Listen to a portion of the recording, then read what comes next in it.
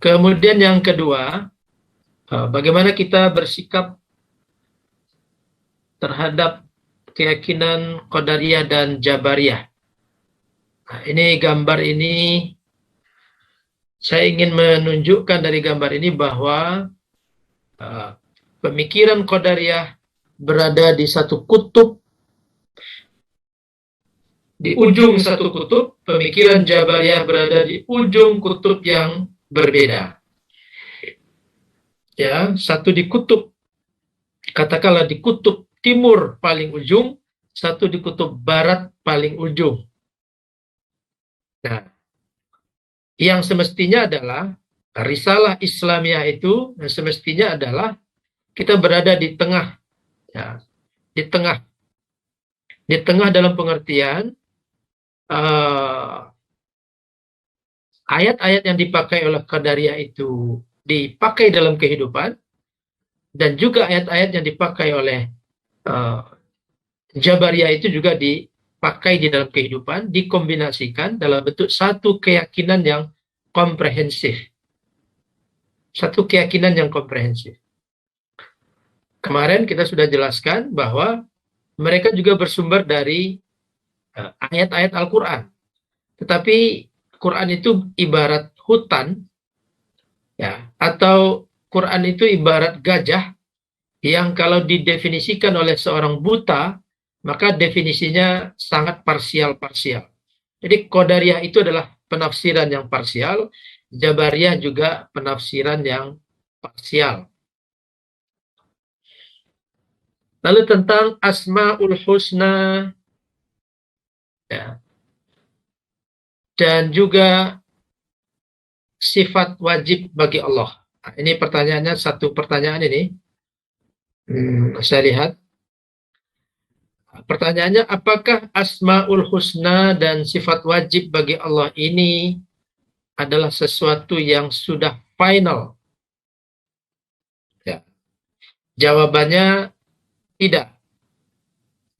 Ini adalah batas-batas di mana ulama-ulama kita mampu merumuskan ini. Menemukan al-asma, ya, walillahil asmaul husna fad'uhu biha. Ya. Allah memiliki nama-nama yang baik, maka berdoalah dengan menyebut nama-nama baik itu. Ini adalah ilmu. Ilmu adalah sesuatu yang dirumuskan secara sistematis. Nah, ilmu akidah adalah ilmu tentang akidah yang dirumuskan secara sistematik berdasarkan Al-Quran, was-sunnah, af'alus sahabah, dan seterusnya. Sehingga dia punya peluang untuk dikoreksi, punya peluang untuk diperbaiki, dan seterusnya. Sampai hari ini kita masih lebih populer 99 Asmaul Husna ini. Begitu juga dengan sifat wajib Allah Subhanahu wa taala. Ya. Ulamaul kalam membagi 20 sifat ini menjadi ada sifat nafsiyah, yaitu wujud, ada sifat silbiyah, ada 5 sifat silbiyah, ya, qidam, baqa, mukhalafatun lil hawadith, qiyamuhu binafsihi, wahdaniyah. Ini adalah sifat silbiyah, artinya tidak mungkin Allah memiliki sifat di luar ini. Atau kalau ini digugurkan, maka hilang hakikat dari Allah Subhanahu wa taala. Lalu sifat ma'ani 7 buah, sifat maknawiyah juga 7 buah. Nah, ini batas-batas di mana ijtihad ulama merumuskan sifat-sifat ini. Dan perumusan ini tentu menggunakan analisis, menggunakan ketajaman pemikiran. Disinilah yang disebut dengan kalam itu menggunakan rasio dalam merumuskan ini. Jadi bukan kalam Mu'tazilah saja yang menggunakan rasio, ini merumuskan ini membutuhkan analisis yang tajam, ya, pemikiran yang mendalam, dan tidak bertentangan dengan Quran dan Sunnah, konsep-konsep seperti ini. Lalu al-asma tentu dari istilahnya kita tahu nama-nama, kemudian sifat, ini adalah sifat-sifat Allah Subhanahu wa taala yang tadi sudah kita jelaskan bahwa 20 sifat wajib inilah yang berhasil dirumuskan oleh para ulama kita. Kemudian tentang takdir. Kita sudah membahas takdir di pertemuan ketiga. Nah. Wa tu'minu bil qadri khairihi wa syarrihi. Itu adalah hadis dari Rasulullah Shallallahu Alaihi Wasallam ketika Jibril menanya Nabi Muhammad tentang mal Islam wa mal iman, ya, lalu wa mal ihsan wa ma asyratus sa'ah, fa akhbarani anis sa'ah, fa akhbirni anis sa'ah, dan seterusnya, bahwa salah satu dari rukun Islam, rukun iman adalah percaya kepada takdir Allah Subhanahu wa taala. Nah,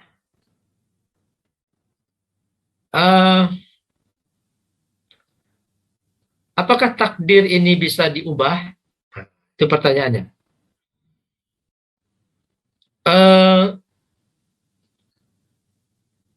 Dalam pelajaran takdir ada dua jenis takdir. Takdir yang mubram dan takdir yang mu'allaq. Saya juga mendengar beberapa penjelasan tentang takdir ini, ya, tetapi yang menurut saya mendekati kebenaran adalah bahwa takdir mubram itu adalah takdir yang kita tidak bisa keluar darinya. Sudah ketentuan yang kita dapatkan dari Allah Subhanahu wa taala. Adapun takdir mu'allaq adalah takdir yang belum terjadi. Dan bisa terjadi, juga bisa tidak terjadi. Di sini ada upaya manusia untuk bisa mendapatkan takdir yang dia ingini atau sesuai dengan keadaan. Kita sering mendengar cerita Umar bin Khattab dengan Al-Jarrah, Ubaidah, ya, Al-Jarrah, ketika Umar bin Al-Khattab ingin memasuki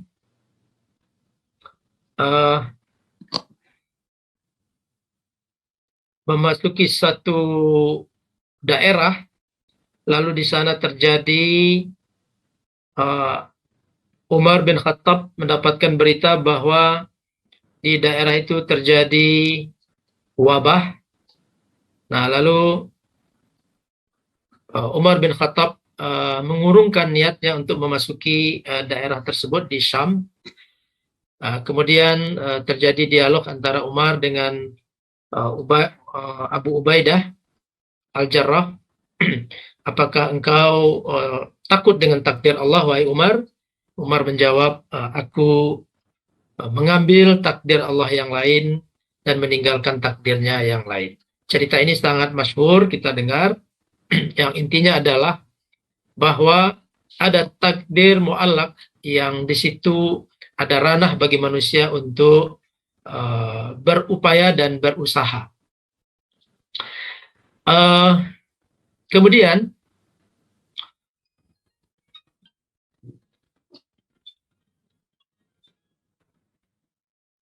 kita selalu apakah ada di sini ayat? Di sini ada ayatnya. Di sini ada. Oke, kita selalu mempertanyakan, memprotes. Kalau takdir itu ada, berarti untuk apa kita berusaha dan berupaya? Selalu muncul ungkapan-ungkapan seperti itu.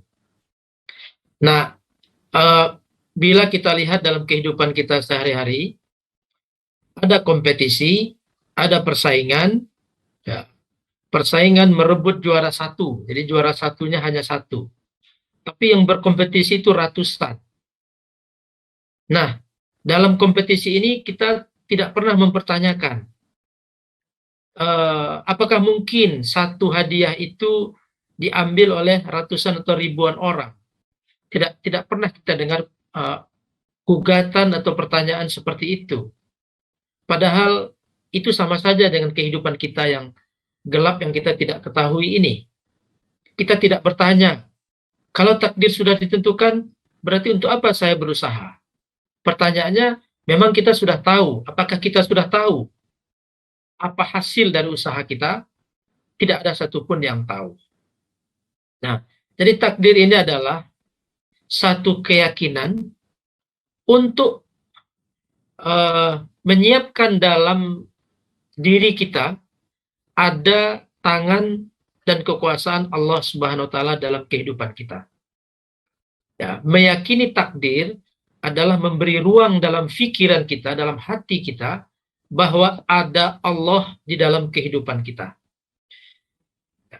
Allah tidak jauh dari kita.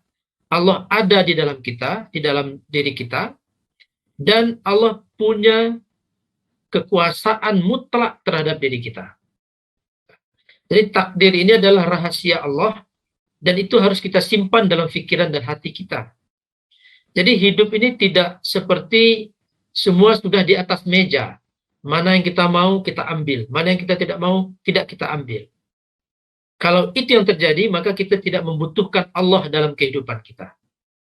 Kita tidak membutuhkan Allah dalam kehidupan kita bila semuanya bisa diukur secara matematis. Kita membutuhkan Allah karena kehidupan ini berjalan sesuai dengan kehendaknya dan upaya kita. Imam Ja'far As-Shadiq mengatakan seperti yang bisa dilihat itu. Inna Allah Ta'ala arada bina syai'an wa arada minna syai'an. Jadi arada bina dan arada minna. Allah menginginkan sesuatu atas kita. Dan Allah menginginkan sesuatu dari kita. Atas kita dan dari kita. Allah menginginkan sesuatu atas kita dan menginginkan sesuatu dari kita. Apa yang diinginkan oleh Allah atas kita, itu tidak ada upaya padanya. Tetapi apa yang diinginkan Allah dari kita, itu ada upaya kita, ada prospek kita. Fama aradahu bina tawahu anna. Apa yang diinginkan oleh Allah atas kita, maka itu akan diberikannya kepada kita. Atau ditimpakannya kepada kita. Kebaikan, keburukan, dan seterusnya. Wa ma aradahu minna adharhu lana. Dan apa yang diminta oleh Allah dari kita, maka Allah akan menjelaskannya, menampakkannya.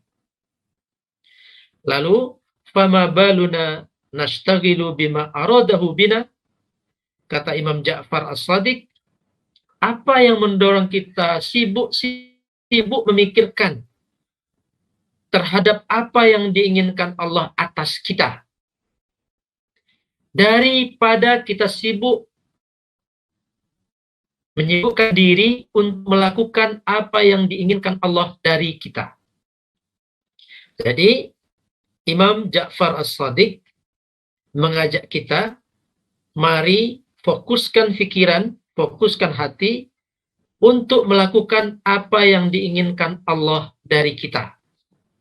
Dan Allah Subhanahu wa taala adalah zat yang maha segala-galanya, maha kasih, maha peduli, maha rahmah, wa rahmati sabaqat ghadabi, dan seterusnya. Allah maha adil, ya, dan seterusnya. Kemudian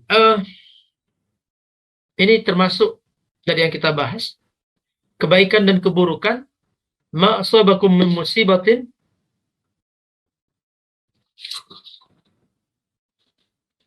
fabima kasabat aydikum wa ya'fu an katsirin. Asy-Syura ayat 30. Nah, ini pertanyaannya, apakah kebaikan itu dari Allah dan keburukan itu dari manusia? Asalnya ayat ini. Ini perlu penjelasan bahwa pada pertemuan sebelumnya sudah kita jelaskan bahwa kita tidak menganut ada pencipta kebaikan namanya Allah dan pencipta keburukan namanya manusia. Kita punya keyakinan bahwa Allah adalah pencipta segala-galanya. Kebaikan dan keburukan atau keburukan dalam pandangan manusia. Ya. Nah, ayat ini menjelaskan bahwa wa ma asabakum min musibatin ja'at natijatu kasbika. Apa saja yang menimpamu dari keburukan, itu ada kontribusi dari apa yang engkau lakukan. Tapi Allah tetap pencipta dari apa yang ada di alam semesta ini. Ya. Wa ma asabakum min musibatin fabima kasabat aydikum. Bukan manusia yang menciptakan musibah, bukan alam semesta yang menciptakan musibah. Kalau terjadi gempa itu bukan alam semesta yang dengan pikiran alam semesta gempa itu terjadi atau puting beliung itu terjadi, tapi itu adalah khalqullah, Allah yang menciptakan. Semua yang ada di bumi ini adalah ciptaan Allah Subhanahu wa taala. Dan supaya kita tidak keliru, jangan lupa apa yang disampaikan oleh Imam Al-Ja'far, ya, apa yang telah ditetapkan oleh Allah bukan menjadi pikiran kita, tapi yang menjadi pikiran kita adalah apa yang diminta Allah dari kita. Kemudian ada ya hadis tentang, nah ini hadis tentang seseorang yang melakukan kebaikan lalu sejengkal atau sehasta sebelum dia meninggal, lalu dia melakukan amal perbuatan ahlun nar, lalu dia masuk neraka. Ini ada juga hadis lain yang berbunyi, innar rajula la ya'malu bi'amali ahlil jannah fima yabdu linnas. Ada seseorang yang mengerjakan perbuatan ahli surga fima yabdu linnas. Nah, ini kata kuncinya di sini, fima yabdu linnas. Seperti yang terlihat di mata manusia. Ya. Ada orang yang mengerjakan pekerjaan ahli surga seperti yang terlihat di mata manusia. Wa innahu lamin ahlin nar. Ya. Wa ya'malu bi'amali ahlin nar fima yabdu linnas wa huwa min ahlil jannah. Rawahul Bukhari. Ini menjelaskan bahwa kadang-kadang orang melakukan satu perbuatan itu, perbuatan ahlul jannah itu, penduduk surga itu, fima yabdu linnas, dalam pandangan manusia itu adalah perbuatan ahlul jannah, tapi sesungguhnya dia adalah min ahlin nar. Dan begitu sebaliknya. Nah, jadi hadis yang mengatakan, hadis yang pertama tadi, ya, itu juga untuk menguatkan keyakinan kita bahwa ada kekuasaan Allah yang maha besar dalam kehidupan kita ini, dalam setiap detik dari kehidupan kita ini. Tetapi harus juga ada keyakinan kita bahwa Allah Subhanahu wa taala adalah zat yang maha rahim, maha adil, maha bijaksana, maha luar biasa. Ini di bawah ini ada beberapa ayat. Yuthabbitullahu alladhina amanu bil qawli tsabit fil hayatid dunya wa fil akhirati wa yudillullahu adh-dhalimina wa yaf'alullahu ma yasha. Kita lihat di ayat terakhir, yudillullahu adh-dhalimin wa yaf'alullahu ma yasha. Yudillullahu adh-dhalimin. Allah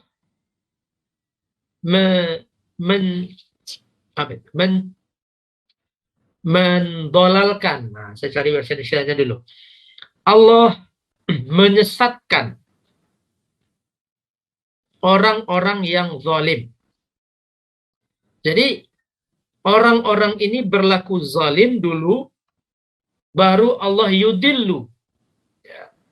Allah tidak mengatakan wa yudillullahul mu'minin. Allah tidak memberi idlal kepada orang-orang mukmin atau kepada orang-orang yang biasa-biasa saja. Allah yudillu, menyelewengkan, menjerumuskan orang-orang zalim. Jadi di beberapa ayat kita temukan ya, selalu Allah itu yudillu mayyasha wa yahdi mayyasha. Itu bukan kalimat yang berdiri sendiri. Allah yudillu man aradal idlal. Allah menyelewengkan, menyesatkan orang-orang yang menginginkan kesesatan dan mengerjakan kesesatan.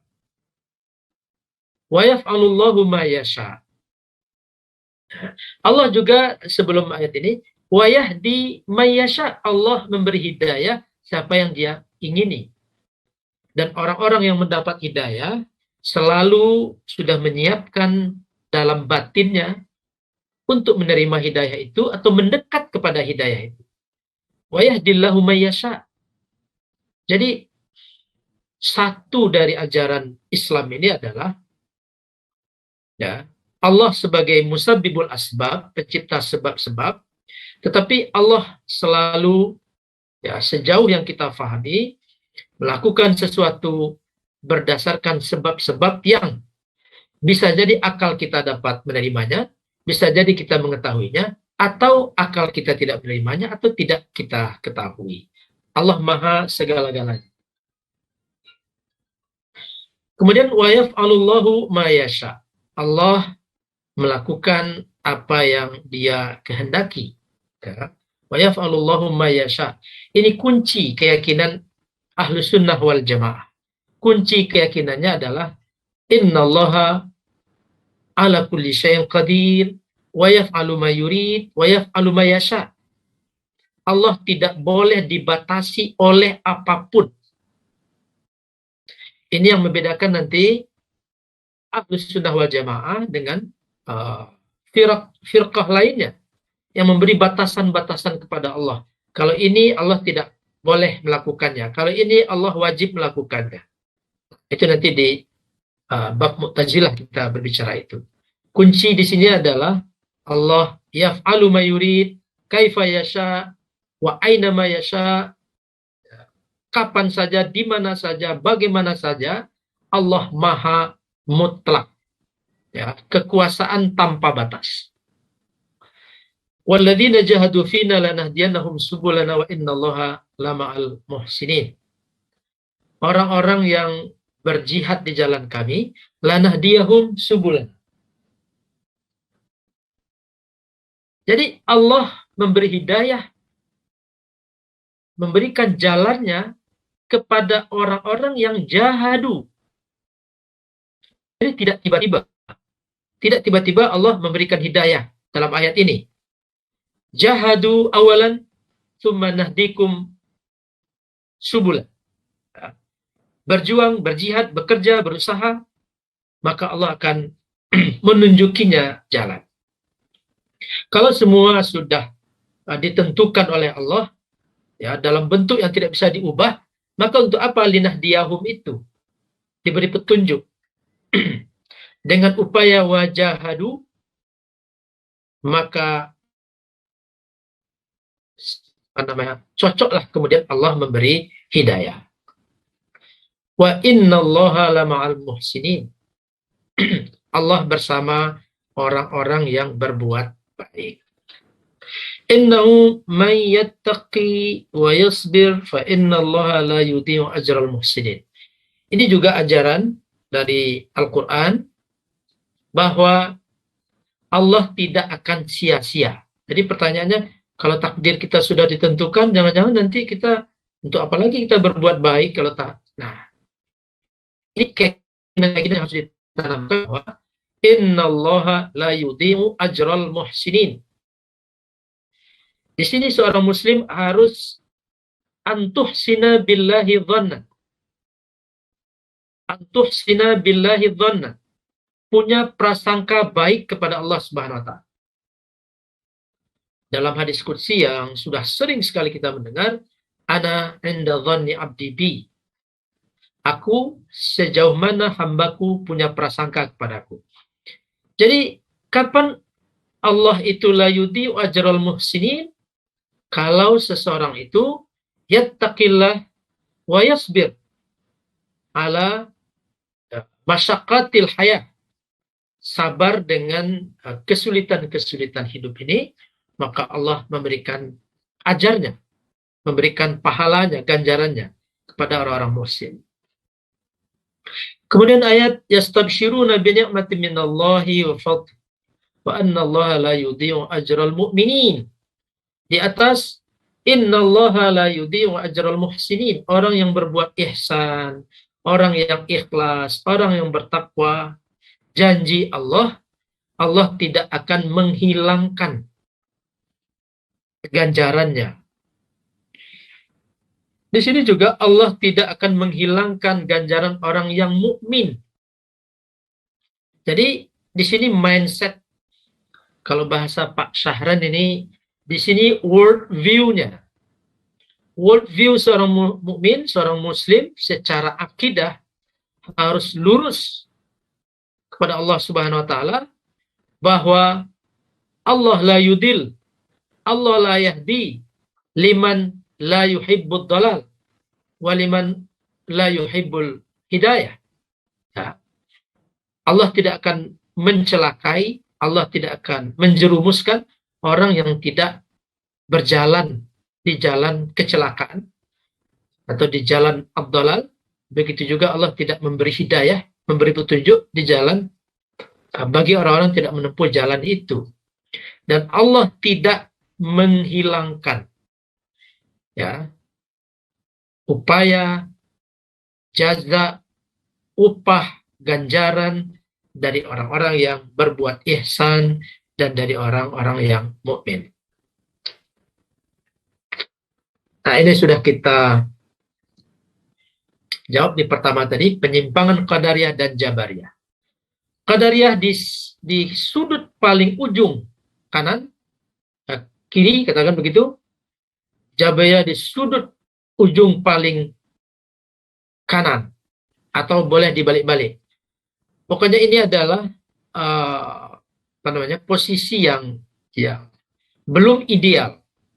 Posisi yang ideal adalah kedua-duanya mendekat ke tengah, ya, menjadi ummatan wasatan, ummatan muqtasidan, ya, ummatan mutawassitan, ya, ummatan muqsitan, ya, umat yang pertengahan, umat yang moderat, ya. Moderat di sini dalam pengertian yang tidak hulu. Bukan umat yang tidak bersuara kalau ada kezaliman, bukan begitu arti moderat itu. Tidak hulu. Qul ya ahlal kitab la taghlu fi dinikum. Katakanlah kepada ahlul kitab, jangan berlebih-lebihan dalam agamamu. Imam Al-Ghazali menulis buku Al-Iqtisad fil I'tiqad. Bahkan dalam keyakinan pun ada proses ekonomisasinya. Ekonomisasi dalam keyakinan, ekonomisasi dalam beribadah, ekonomisasi dalam bermuamalah.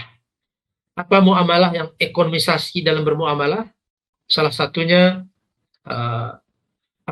Al-Mathal Al-Arabi, ungkapan dalam bahasa Arab, ahbib habibaka haunan ma, asa ayyakuna baghidaka yawman ma. Wa baghidaka haunan ma, asa ayyakuna habibaka yawman ma. Jadi kalau menyayangi, mencintai sahabat, ya cintailah secara moderat, karena bisa jadi satu ketika dia akan menjadi musuhmu. Dan bila engkau memusuhi seseorang, musuhilah secara moderat, boleh jadi satu ketika dia akan menjadi sahabatmu. Nah, ini sifat ekonomisasi dalam keyakinan, ekonomisasi dalam ibadah, ekonomisasi dalam muamalah. Nah, itu sintesisnya seperti itu. Perang Jamal, Aisyah, dan Ali, perang Siffin, dan lain sebagainya. Ini adalah bab-bab ijtihad para sahabat Nabi, ya, yang kita mungkin perlu pendalaman lebih jauh. Tapi poin yang harus kita ambil adalah bahwa di dalam kehidupan ini banyak faktor yang saling mempengaruhi. Misalnya dalam perang Jamal antara Aisyah dan Ali radhiyallahu anhuma, bahwa Sayyidah Aisyah berangkat dari Makkah, ya, berangkat dari Madinah bersama Zubair bin Awam dan Talhah, ya, menuju Khalifah Ali radhiyallahu anhu. Tujuannya satu, yaitu untuk mencari kata sepakat terhadap pembunuh Utsman alaihissalam. Dan ketika mereka bertemu, sudah didapatkan kata sepakat, sudah didapatkan komitmen, tetapi kemudian dalam suasana yang damai itu muncul orang-orang yang mencoba merusak Islam dari dalam, sehingga kelompok orang yang ingin merusak Islam dari dalam ini melakukan strategi. Dan mereka lah pembunuh Utsman. Ya. Mereka melakukan strategi, kalau Aisyah radhiyallahu anha dan Ali radhiyallahu anhu berdamai dan bersatu, maka yang akan celaka itu adalah mereka sebagai pembunuh Utsman. Oleh karena itu dilakukanlah upaya-upaya politik, upaya-upaya kotor. Mereka memecah diri, ya, membagi dua kelompoknya. Satu seakan-akan berada pada Ali, dan satu seakan-akan berada pada Siti Aisyah. Lalu masing-masing seakan-akan saling menyerang. Ya, yang pertama menyerang adalah dari Ali, ya, musuh Ali yang menyerang dari Ali untuk menyerang pasukan Aisyah. Dan kemudian begitu juga mereka saling bunuh. Jadi bukan kelompok yang membunuh Utsman itu saling bunuh, tetapi mereka saling membunuh kelompok yang ada di tempat yang lain. Atau mereka membunuh, misalnya dia berada di kelompok Ali, dia membunuh sahabat-sahabat Ali sendiri, dan yang berada di kelompok Aisyah membunuh sahabat-sahabat yang ada di kelompok Aisyah. Lalu mereka meneriakkan bahwa masing-masing dari kedua kelompok ini telah mengingkari perjanjian yang mereka dapatkan. Nah, dalam suasana yang kacau seperti itulah terjadi peperangan. Jadi banyak faktor. Jadi bukan karena Aisyah melihat Ali harus diperangi, atau Ali melihat Aisyah harus diperangi, dan begitu seterusnya, tapi karena banyak faktor yang mendukung itu. Dan kita berdoa kepada Allah Subhanahu wa taala, mudah-mudahan ijtihad mereka, andai pun salah, diampuni oleh Allah Subhanahu wa taala. Kemudian mengkafirkan. Nah, ini saya mengambil permisalan. Anggur itu hukumnya adalah halal. Tapi wine atau minuman keras hukumnya haram. Nah, ada sekelompok orang yang memang hukum dasarnya adalah kafir. Nah, lalu sekelompok orang yang karena perbuatannya dia kemudian berkategori kafir. Ahlus Sunnah wal Jamaah, ya, mengkafirkan yang kafir, tapi tidak mengkafirkan orang Muslim. Ya, bahwa kemudian dilengketkan kata-kata kafir itu berdasarkan perbuatannya. Perbuatannya itu masuk kategori perbuatan kafir, tapi dia pada hakikatnya bukanlah orang-orang yang kafir. Karena Ahlus Sunnah meyakini bahwa sekali seseorang menyebutkan syahadat, maka seketika itu dia telah pindah dari dar al-kufur kepada dar al-iman.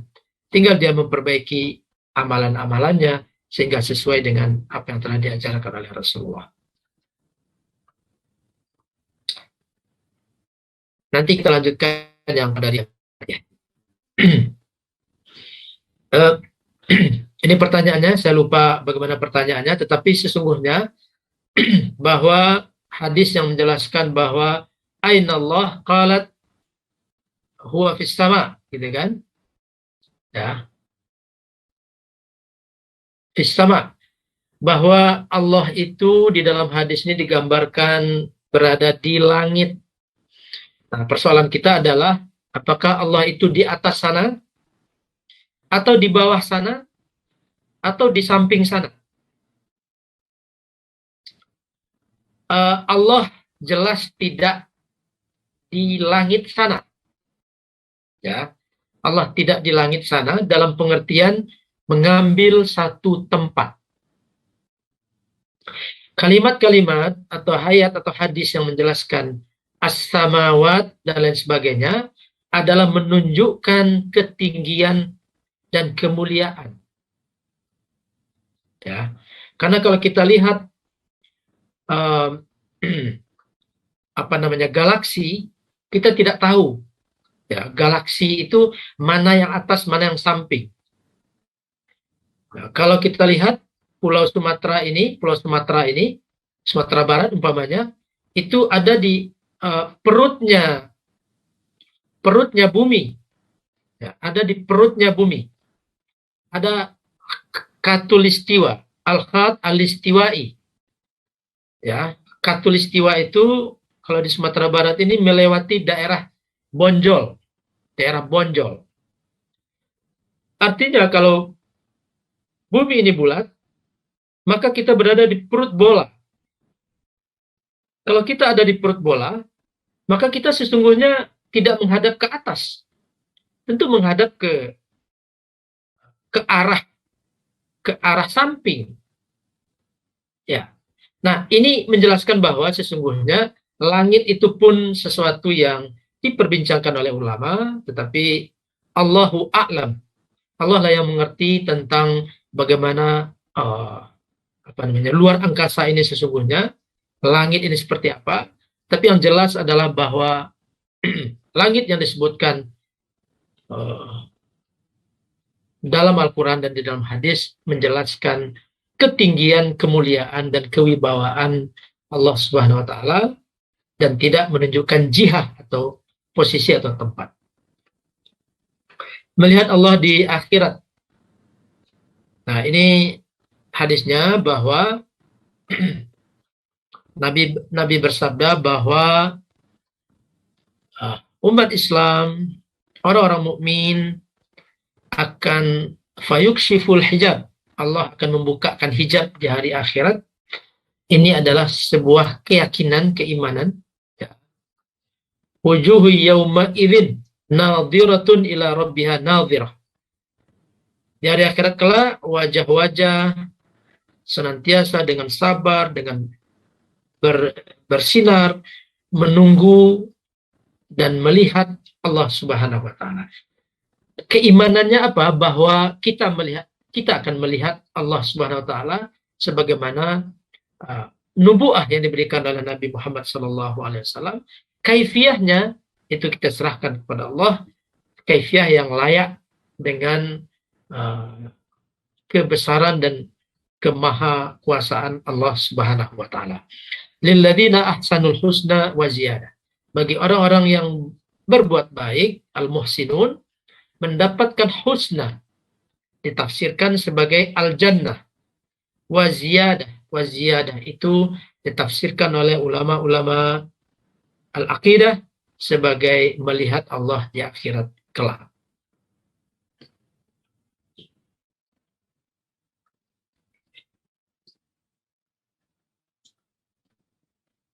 Bapak Ibu sekalian, itu jawaban dari beberapa pertanyaan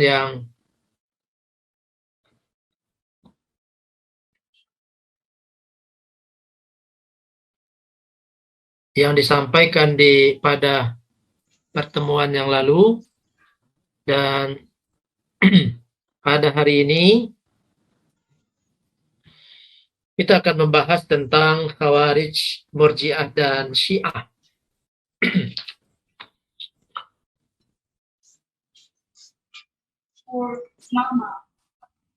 Ini cerita kita tadi bahwa terjadi perperangan antara Ali bin Abi Thalib dan Muawiyah bin Abi Sufyan. Ali bin Abi Thalib sebagai khalifah di waktu itu, dan Muawiyah bin Abi Sufyan sebagai gubernur di Syam waktu itu. Lalu sebagaimana juga kita ketahui, Utsman bin Affan terbunuh. Lalu sebagian dari sahabat itu meminta Ali bin Abi Thalib yang sudah dibaiat menjadi khalifah. Ali bin Abi Thalib dibaiat menjadi khalifah, dan itu Zumratul As-Sahabah, ya, itu yubayyi'unahu, membaiat Ali bin Abi Thalib, kecuali diantaranya adalah Muawiyah bin Abi Sufyan, karena masih menginginkan Ali bin Abi Thalib menemukan dulu pembunuh Utsman bin Affan, baru setelah itu dia bersedia membaiat Ali bin Abi Thalib.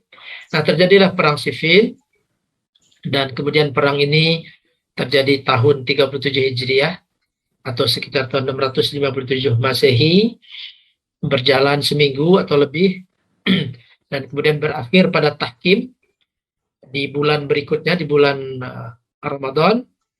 Dan dalam tahkim itu kemenangan ada pada pihak Muawiyah bin Abi Sufyan karena kecerdasan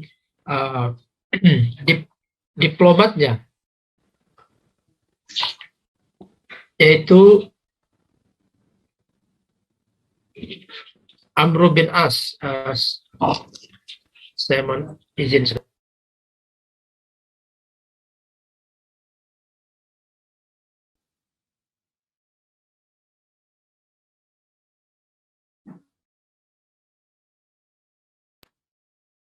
Oke, kita lanjutkan.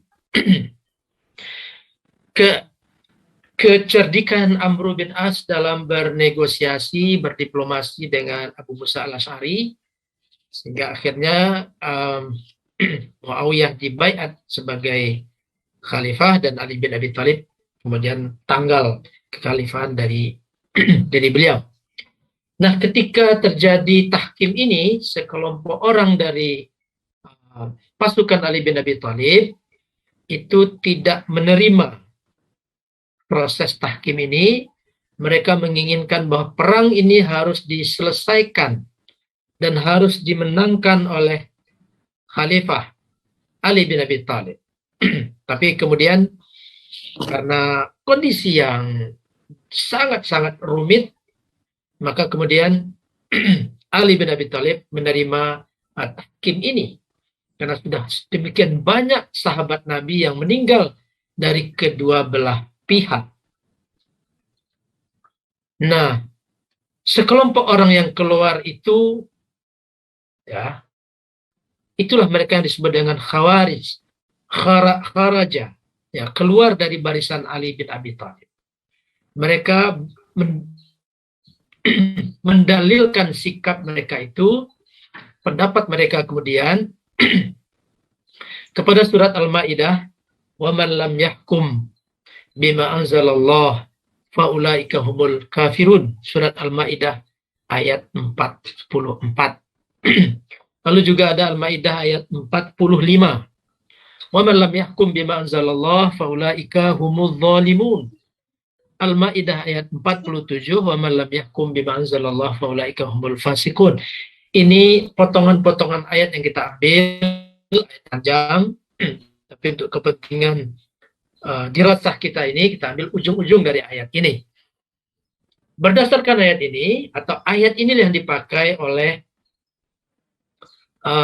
Khawarij untuk mengatakan siapapun yang terlibat dalam tahkim adalah mereka berkategorikan kafir, berkategorikan zalim, dan berkategorikan fasik, sehingga darahnya halal untuk ditumpahkan. Maka nanti Ali bin Abi Thalib wafat di tangan orang-orang seperti ini, yang di zaman Rasulullah kita sudah bahas tentang Abul Khuwaisirah. Ya. Saya terus di hadar rajul, ya, akan keluar dari tulang rusuk atau sulbi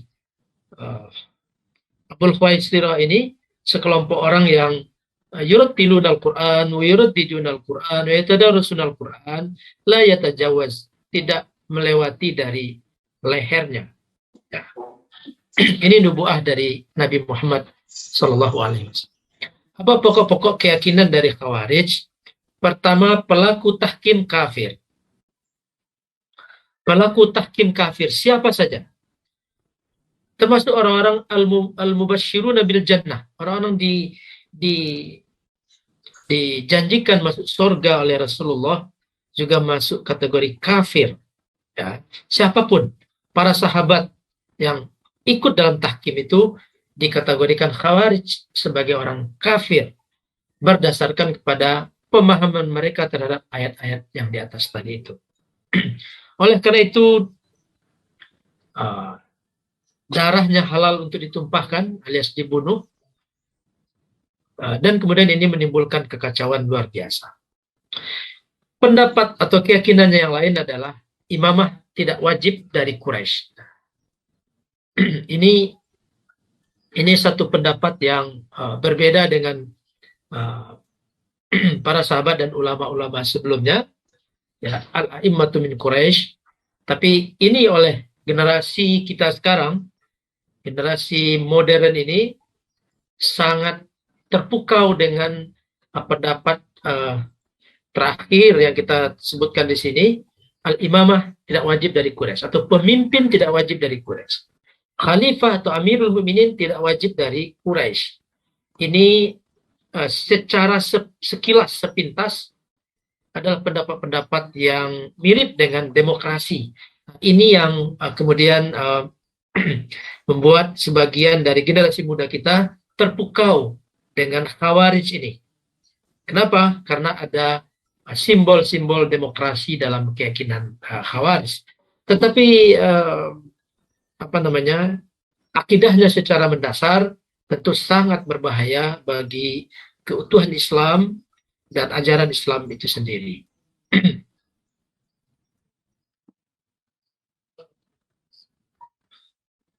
Ini beberapa aliran dari Khawarij, kita sudah nukilkan di pertemuan perdana.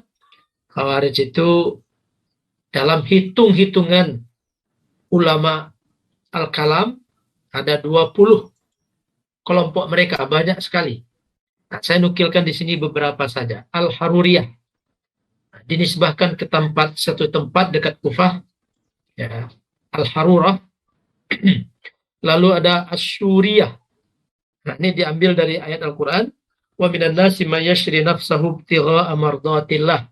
Sebagian dari manusia menjual dirinya kepada Allah untuk mendapatkan ridho dari Allah Subhanahu wa Ta'ala.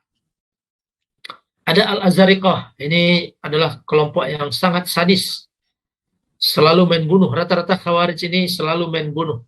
Najdat punya keyakinan taqiyah. Ajaridah boleh tidak hijrah. Ini artinya bahwa aliran-aliran Khawarij ini mewajibkan pengikutnya untuk hijrah dari komunitas yang umum ke komunitas yang khusus. Nah, di masa yang bersamaan, ya, Khawarij dan Murji'ah berada di masa yang bersamaan. Murji'ah ini adalah satu kelompok yang bersikap sangat pasif, ya, sehingga tidak memberikan hukum apa-apa terhadap pelaku dosa besar. Ya. Nah, ini sebenarnya ada positifnya sebenarnya, ya. Tetapi ajaran Murji'ah tidak hanya sebatas itu. Ajaran Murji'ah juga menyangkut hal-hal keimanan. Misalnya, kita tidak boleh mengklasifikasikan seseorang sebagai kafir atau mukmin karena itu adalah hak dan otoritas Allah Subhanahu wa taala. Lalu keyakinan mereka iman cukup di dalam hati, tidak di dalam perbuatan. Kemudian yang paling terkenal dari Murji'ah ini adalah maksiat tidak membahayakan keimanan. La yadurru ma'al imani maksiat kama la yanfa'u ma'at-ta'ati ma'al kufri ta'ah. Tidak berbahaya bagi keimanan kemaksiatan. Jadi keimanan itu la yazid wa la yanqus. Keimanan itu bagi Murji'ah tidak bertambah, tidak berkurang. Kemaksiatan tidak mengurangi keimanan. Ketaatan tidak mengeluarkan seseorang dari kekafirannya. Ini pokok-pokok keyakinan Murji'ah. Ada beberapa aliran Murji'ah. Lalu kemudian kita berbicara tentang Syiah. Pembahasan Syiah ini sangat luas dan sangat banyak sekali. Bibitnya sudah ada di zaman Utsman bin Affan, tapi lahir setelah Ali radhiyallahu anhu dibunuh oleh Abdurrahman Muljam. Dan kemudian Syiah ini berkembang dan terpola dengan budaya Persia. Ya. Budaya Persia yang menganut ideologi kerajaan. Kisra, ya, kerajaan, sehingga mereka sangat mengagungkan raja dan penguasa. Takdisul muluk, mereka mengagungkan raja dan penguasa. Nanti akibatnya mereka juga mengagungkan Ali radhiyallahu anhu beserta keturunan-keturunannya sampai ke derajat mensucikan. Nah, nanti akan kita lihat di penjelasan berikutnya. Pokok keyakinan Syiah. Satu hal yang paling mendasar dalam keyakinan Syiah adalah persoalan imam atau al-imamah. Imam atau pemimpin. Bagi orang Syiah, imamah atau imam atau pemimpin adalah persoalan penting yang sama pentingnya dengan nubuwah, kenabian. Sehingga imamah itu menjadi rukun iman orang Syiah. Ada salat, ada zakat, ada puasa, ada haji, ada walayah. Walayah. Imam. Imamah. Keimaman itu menjadi hal sangat pokok. Dan itu inti daripada Syiah. Inti Syiah itu adalah keimaman itu. Imamah. Imamah dalam keyakinan Syiah haruslah dari keturunan Fatimah dan Ali bin Abi Thalib. Adapun posisi Ali radhiyallahu anhu menurut keyakinan ahli Syiah, Ghadir Khum. Ya. Ada hadis, ini dia hadisnya. Ghadir Khum. Ketika Nabi pulang dari Haji Wada, tahun ke-10 Hijrah, Nabi berhenti di satu daerah, namanya Ghadir Khum. Daerah itu antara Makkah dan Madinah. Lalu Nabi bersabda di sini. Hadis yang pertama, itu Nabi menjelaskan bahwa aku meninggalkan Alkitab sebagai petunjuk bagi kalian, Al-Quran sebagai petunjuk dan cahaya, dan berpegang teguhlah kepada Al-Quran, dan jangan lupakan ahlu baiti. Jangan lupakan ahlul bait. Jangan lupakan ahlul bait. Hadis diriwayatkan oleh Muslim. Di lain disebutkan Allahumma man kuntu maulahu fa aliyun maulahu. Allahumma wali man walahu wa adi man adahu. Allahumma wali man walahu wa adi man adahu wansur man nasrahu wahtul man khadhalahu. Ini hadis-hadis ini sahih ya. Oleh sebagian a'immatul hadis disebutkan sebagai hadis yang sahih dan rawinya mutawatir, tapi oleh sebagian yang yang lainnya mengatakan tidak ada sikoh, ada seorang yang tidak sikoh dalam meriwayatkan ini, termasuk yang menyebutkannya adalah apa namanya, Ibnu Taimiyah. Inilah dasar kenapa Syiah bersikeras bahwa Ali bin Abi Thalib adalah orang yang diwasiatkan oleh Rasulullah untuk menjadi pengganti beliau. Tidak mungkin umat ini hidup tanpa imam. Dan imam itu harus dari ahlu baiti Rasulullah Sallallahu Alaihi Wasallam. Nah, kemudian imam itu harus turun-temurun. Nah, ini pengaruh dari Persia tadi itu. Imam itu harus turun-temurun. Seperti kerajaan. Raja menurunkan kekuasaannya ke anaknya dan seterusnya. Tidak ada kesaudaranya, kecuali dari Hasan ke Husain.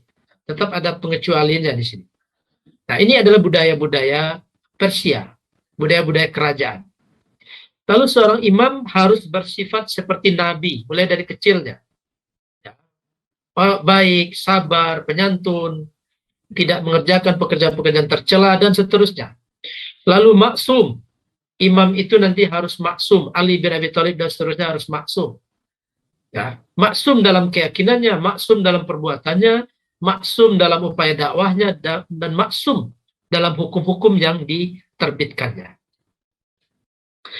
Lalu pokok keyakinan yang lain adalah taqiyah. Taqiyah itu artinya adalah menutupi keyakinannya yang sebenarnya supaya tidak mendapatkan kecelakaan. Ya. Nah, taqiyah ini wajib bagi orang-orang Syiah seperti wajibnya salat. Kemudian sebagian Batiniyah dan Ghulat itu punya pemahaman-pemahaman yang keliru luar biasa, takwil. Misalnya ada ayat yang berbunyi hada bayanun linnasi wa huda wa mau'izatun lil muttaqin. Ditakwilkan oleh seorang Syiah Bayan Ibn Sam'an sebagai dirinya. Hada ana bayan. Ya, diutus kepada manusia sebagai petunjuk, sebagai mau'izah bagi orang-orang yang bertakwa. Ini takwil-takwil yang keliru luar biasa. Lalu hulul, Allah menempatkan dirinya pada tubuh Ali. Allah menempatkan dirinya pada imam-imam maksum. Ini pendapat-pendapat dari Syiah, baik Syiah yang Ghulat maupun Syiah yang kita kenal hari ini. Tanasuh inkarnasi. Inkarnasi ini juga menjadi keyakinan yang jamak di tengah-tengah orang-orang Syiah.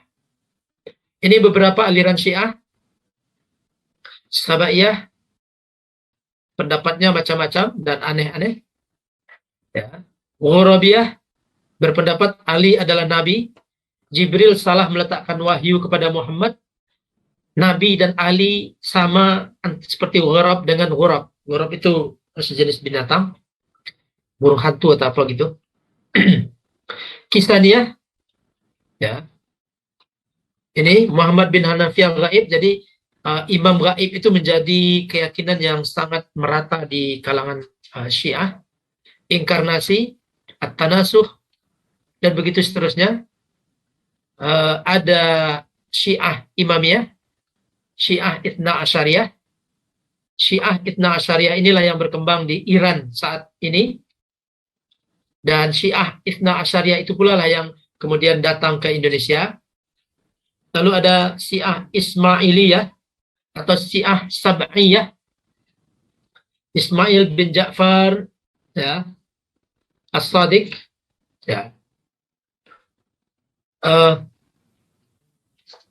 Sab'iyah artinya imamnya sampai ke Ismail, ya. meyakini imamnya sampai ke Ismail, dan Syiah Ismailiyah inilah yang pengikut-pengikutnya yang kemudian mendirikan salah satu karya besarnya itu adalah mendirikan Al-Azhar, yang tentu saja Al-Azhar pada waktu semula di awal-awal itu adalah mengajarkan ajaran Syiah, tapi kemudian berbalik mengajarkan ajaran Ahlussunnah wal Jamaah. Lalu ada Al-Hakimiyah, Al-Hakim bi Amrillah Al-Fatimi. Ini dianggap sebagai Tuhan oleh pengikutnya. Nasiriyah juga menuhankan Ali dan menganggap homoseksual adalah sesuatu yang dibolehkan. Ini bagian dari Imam Ithna Asyariyah. Semuanya adalah keturunan Ali bin Abi Thalib dan masing-masing adalah anak dari yang di atasnya. Jadi ini keyakinan Syiah, dan imam yang terakhir adalah Muhammad bin Hasan Al-Mahdi. Ini adalah imam yang gaib sampai hari ini, dan ini adalah imam Al-Muntadhar oleh kalangan Syiah. Bapak Ibu sekalian, para peserta kuliah online yang berbahagia, mungkin agak panjang penjelasan saya, tapi memang penjelasan ini semakin panjang kalau ada pertanyaan-pertanyaan. Kalau kurang pertanyaannya, maka penjelasannya juga berkurang. Mudah-mudahan ini bisa memancing pertanyaan dari Bapak Ibu sekalian di pertemuan kita berikutnya. Saya mohon maaf bila tidak semuanya terangkum, tidak semuanya disampaikan, karena begitu banyaknya dan sebagian ada yang bisa dijelaskan pada tema-tema berikutnya. Terima kasih, mohon maaf bila ada yang salah dan janggal. Wassalamualaikum warahmatullahi wabarakatuh.